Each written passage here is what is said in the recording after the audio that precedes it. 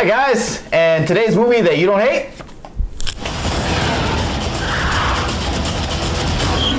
They set a trap. They actually set a trap.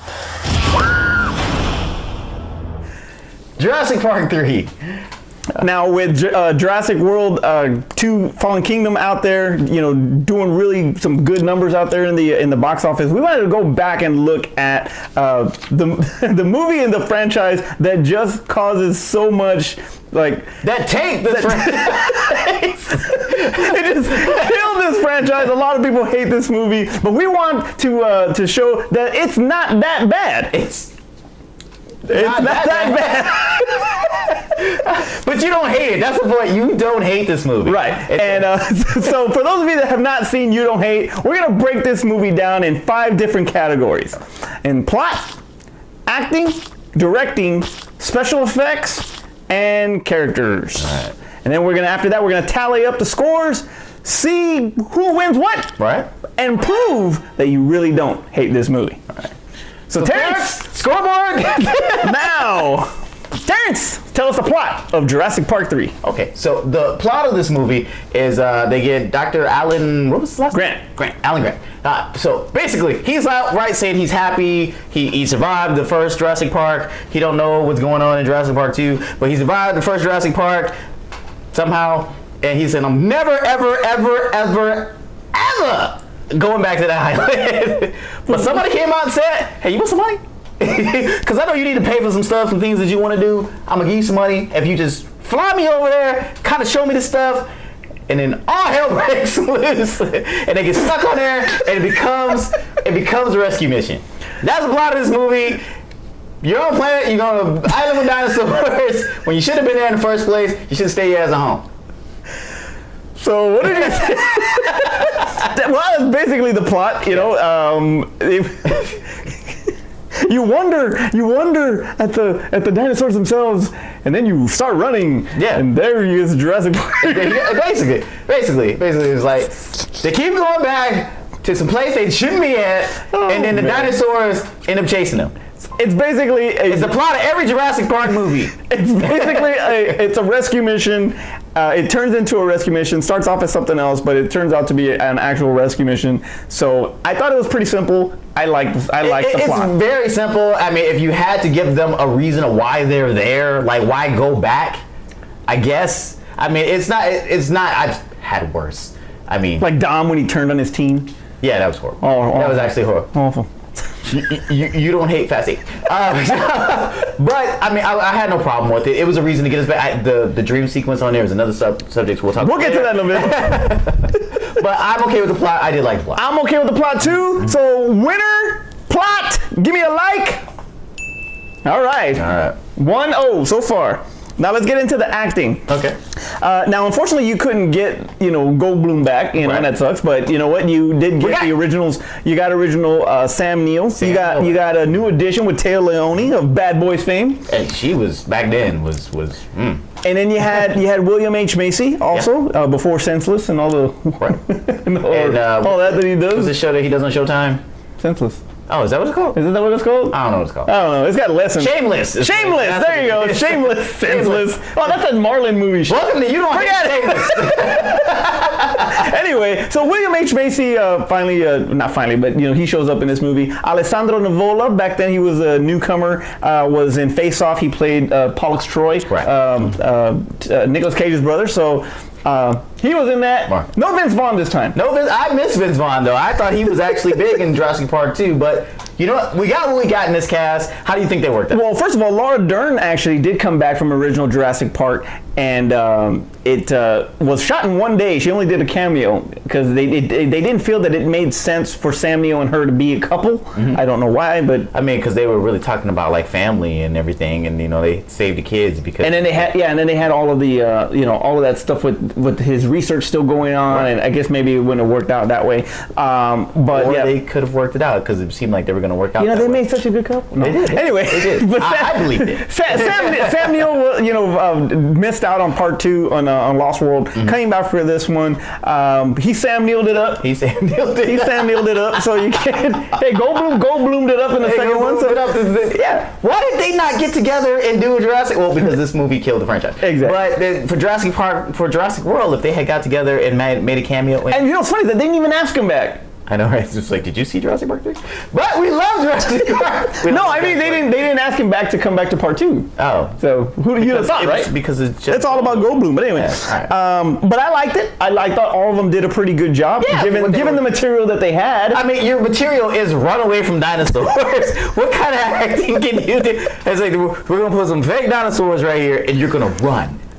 That's There range. you go. Now that's range right there. So I mean, can we really fault them for what they? I mean, the material that they had to do and was just to run and be scared. I mean, yeah, and given that it was CGI, and they had to act against pretty much tennis balls and some animatronics, which we'll get to that in a little. This was the first one where they kind of got away from what made Jurassic Park so special. To a certain degree, yeah, we'll get into that in a minute. But overall, I thought the acting was okay. What do you got? I'm okay with that. Like I said, your job was to run. Yeah, job was to run, and they ran the hell in that movie.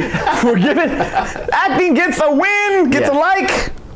There you go. All right, 2-0. Started out pretty good. Yeah, really. Pretty good. Now we're into directing. Director Joe Johnston actually was good friends with Steven Spielberg. Really wanted to do Lost World, but Steven Spielberg knew that he was not going to do part 3. So he wanted to do part 2. He was going to go ahead and just give him part 3. This was around the time that Steven Spielberg was working on AI. So Joe Johnston got this one. He should have done Jurassic Park 3 instead of AI. Very true. While Steven Spielberg did executive produce this, Joe Johnston. It means he got a check. Yeah, he got a check. I think that Johnston missed a lot. There was a lot of things that were missed in his direction. You're following Steven Spielberg. True, but when you're given this kind of, first of all, they couldn't get the script right. And that kind of hurts it a little bit. When you have all these different scripts and then you pretty much are set to start production, and then you scrap it and you just go to a different script and go the rescue. Film not doing well. Go the rescue route, make a simple rescue and all that. I thought that was his downfall. Yeah. That and the infamous talking raptor dream sequence.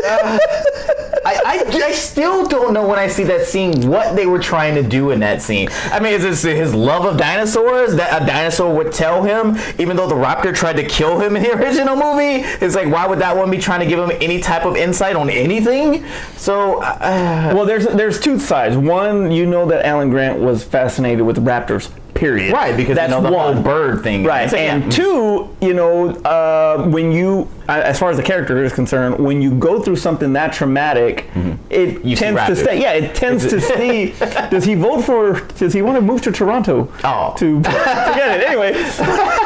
But that can leave something like as far as post traumatic. All right, so that's how we're gonna explain it. We're gonna go with that. But unfortunately, it just did not work. There was a lot of things where, by going back, it felt like he was trying to relive some of the stuff from the original film. Exactly.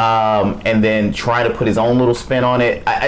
Some things just didn't work. Yeah. And like you said, script writing and I don't want to fault him for following Spielberg, but sometimes your bar is just set so high, and it's either make it or bust, and unfortunately I think he did a bust job on this one. So absolutely. Now this a lot of times it kind of like what you were talking about, it felt very routine. It is pretty much something you've seen it already. Yeah. You've already seen it, and it goes like directly into the action, and which is good at times because they were trying to make it go faster. Yeah, because I think Lost World moved faster, so they were trying to.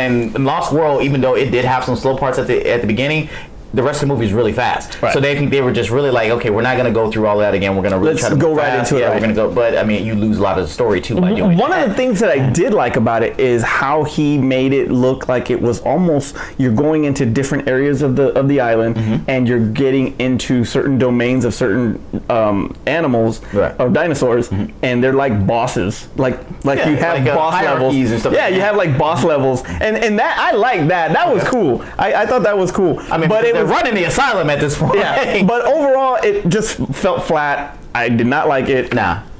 I gotta give it a hate. I give it a hate as well. All right. Sorry.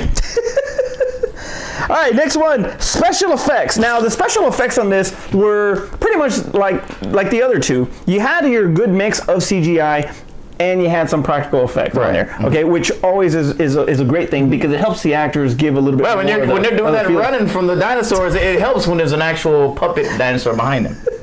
Now, the Spinosaurus was like the biggest thing in the whole. This introduced the crossbreeding of dinosaurs in the Jurassic Park franchise, which we can't move past. This was not cross. No, it wasn't. They actually found the. Oh, okay, this sorry. Spinosaurus. This ain't Jurassic World. I'm sorry.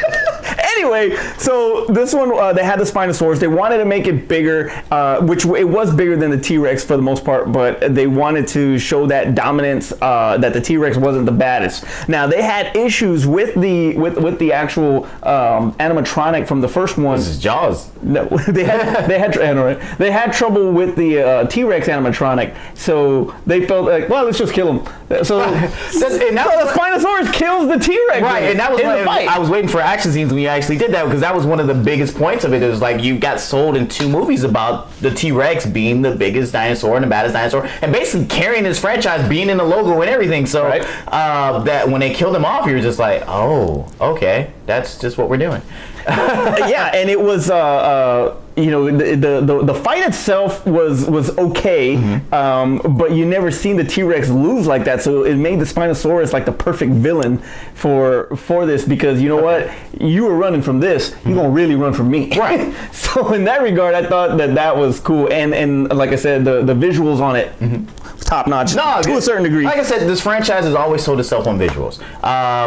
Whether just being groundbreaking in CGI, being groundbreaking in doing animatronics and stuff like that, it's always been top notch. It's never been one of those things where we walked up and was like, oh man, the special effects were crappy. I mean, it's a Jurassic Park film. They know the bar that's been set and what they have to give us. So, I mean, they didn't do anything but just keep achieving stuff. The only thing that kind of sucked about it was the fact that there was no real closure to the Spinosaurus after all of the things that go on with it. It gets, in the fire, burns itself. We got closure in Fallen World, Lost Kingdom.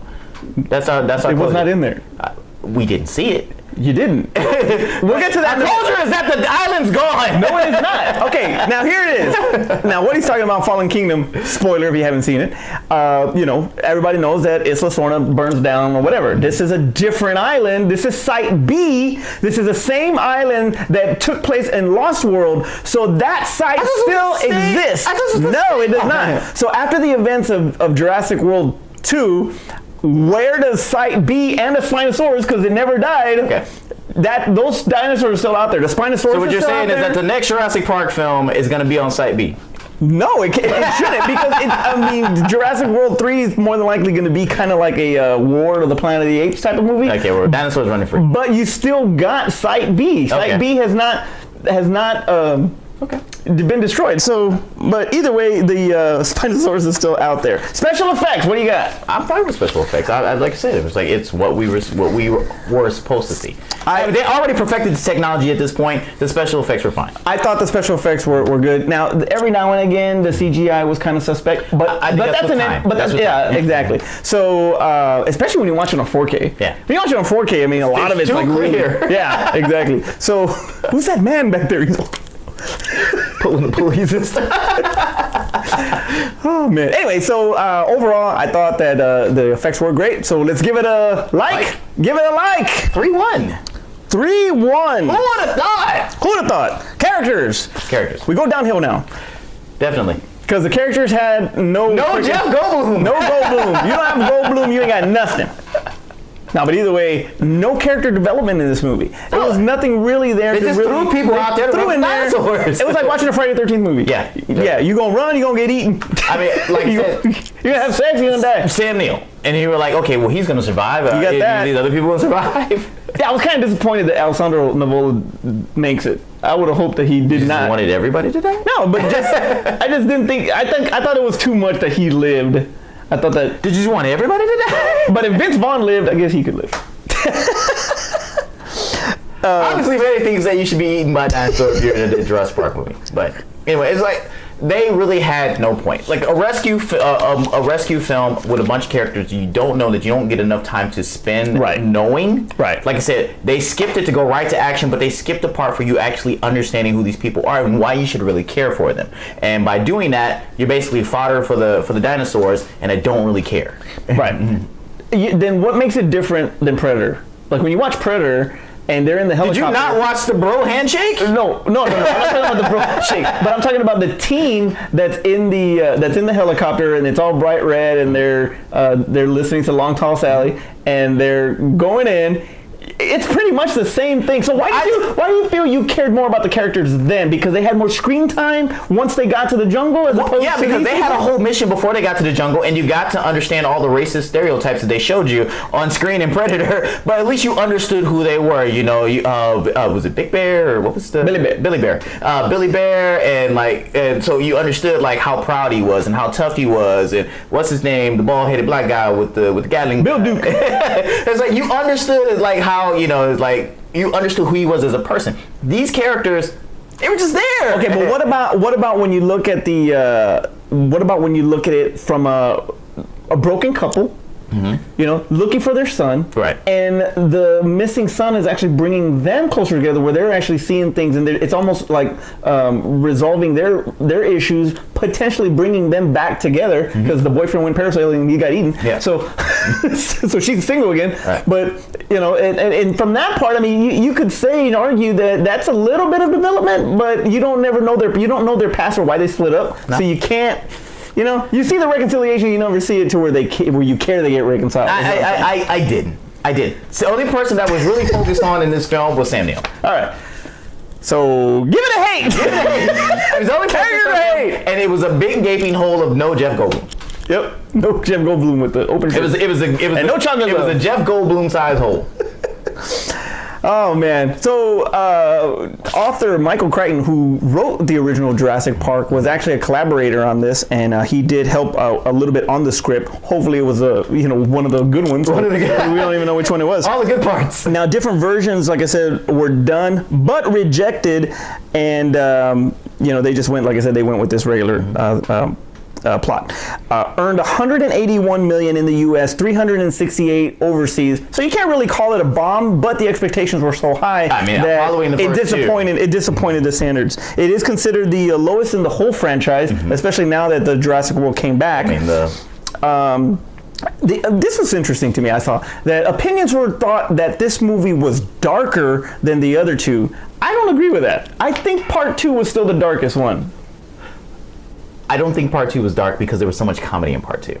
I think this one probably was darker because of the focus and just like we need to survive this whole, and I know all the Jurassic Parks is like we need to survive, but it just went out the door like we need to survive, and everything just kind of went wrong from the beginning. I thought the kills. Would you? As far as like the violence with the kills? Yeah, I would say that. You would say that Part 3 was the darker of the two? I don't know. Yeah, because like if you think about the other ones, they tore the dude in half in Part 2. One took one side, the other took the other side, and I think maybe because it was more of a hunt. As opposed to like, I just ran into the wrong dinosaurs. How did you feel about because one of the things that turned me off was the talking raptors. I'm talking about Alan. I'm not talking about that.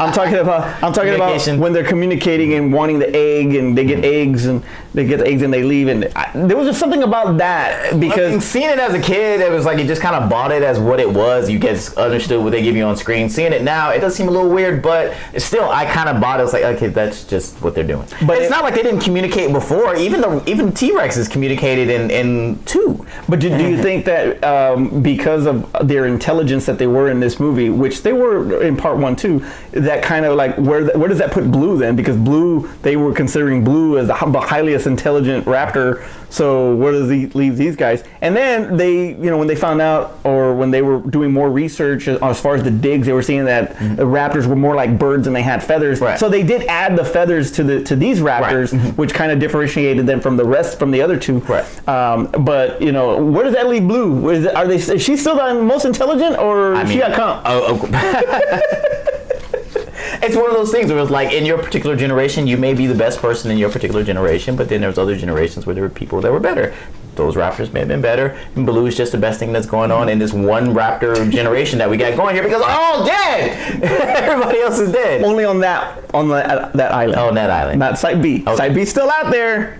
All right. We don't know how much is still canon. All right, so what do we got? 3-2. 3-2. 3-2. So another close one, as always, with these You Don't Hates. So it's one of the ones where it's highly debatable and how you feel about this movie.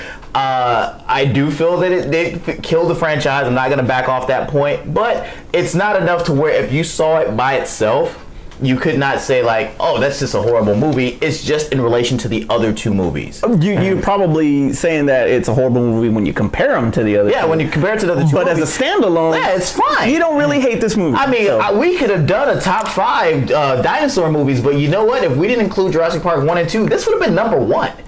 Okay, let's not get too crazy. All right, Terrence, take us home. All right, guys. So obviously it's been a while since we did You Don't Hate, and we'd like to get back. Yeah, it's actually like since Last Jedi, and we're still feeling the repercussions from that. You don't hate. Calm down, audience. You don't hate. You don't hate Last Jedi. Coming soon. That show was horrible. Oh my God! But if you're still watching us and you're still into this show, make sure you comment below. Tell us another movie that you want to see on You Don't Hate. Things that I want to say guilty pleasure, because sometimes guilty pleasure even still means it's a bad film. But stuff where like people just kind of just jumped on board the bandwagon of hate for no particular reason and didn't kind of see all the good things that actually happen in these films. Tell us one of them below. Maybe we'll end up doing it and we'll shout you out in the video. And let us know what you also think about Jurassic Park 3.